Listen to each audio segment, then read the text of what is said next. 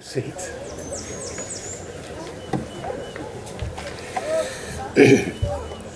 Good morning. Good morning. Parents, families, friends, faculty, students, Father Mark, Mr. Ragland, and Canterbury's class of 2016.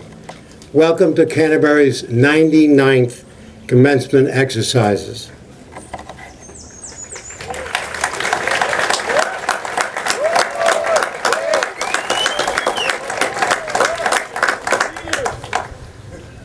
Where does one begin?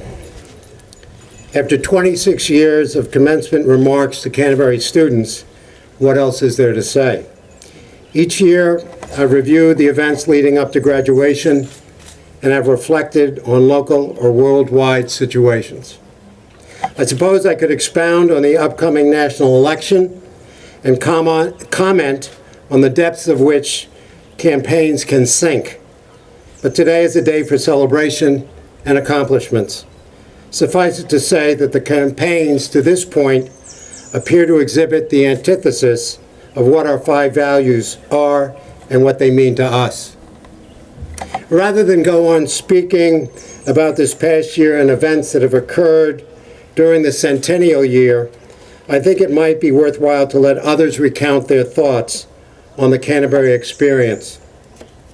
From a recent graduate of 2014 who attends Villanova, I quote, "I cannot begin to describe the ways in which Canterbury has prepared me for college, from learning how to productively use my free time, to never relying on someone else to do the work for me, to understanding that it's okay to fail.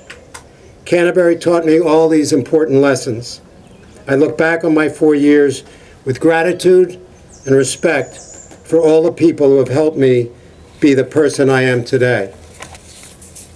From another recent graduate, a few weeks ago I started my sophomore year at Washington University in St. Louis. Now looking back, I realize that Canterbury is the reason I've made it this far. Canterbury was not easy. Canterbury was stressful. It was at Canterbury where I learned how to fail and get back up again. I learned how to work hard and keep striving. Going to Canterbury truly did ignite my passion for learning, and it helped shape my goals and expectations for the future. A graduate of 1959 who returned to campus for the first time to attend last year's centennial reunion and recently made a capital commitment, quote, "Canterbury provided not simply an education, but a formation.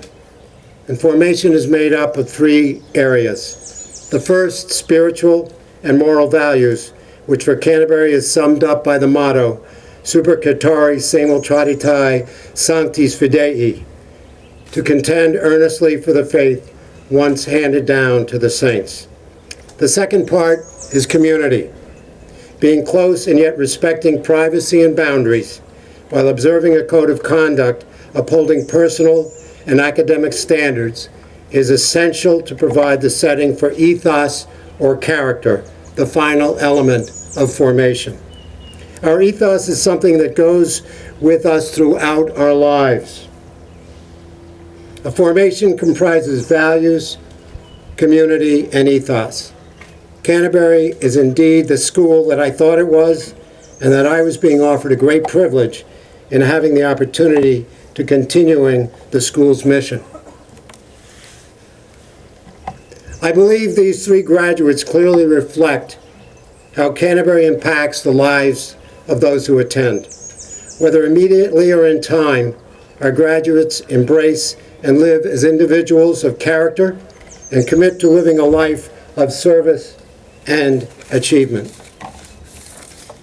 6 formers, you've achieved a great deal.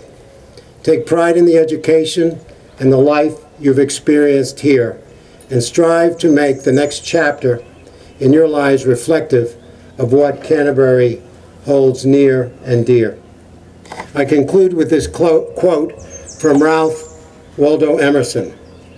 Quote, "To laugh often and much, to win respect of intelligent people, and the affection of children, to earn the appreciation of honest critics and endure the betrayal of false friends, to appreciate beauty, to find the best in others, to leave the world a bit better, whether by a healthy child, a garden patch, to know even one life has breathed easier because you have lived. This is to have succeeded. Good luck and Godspeed.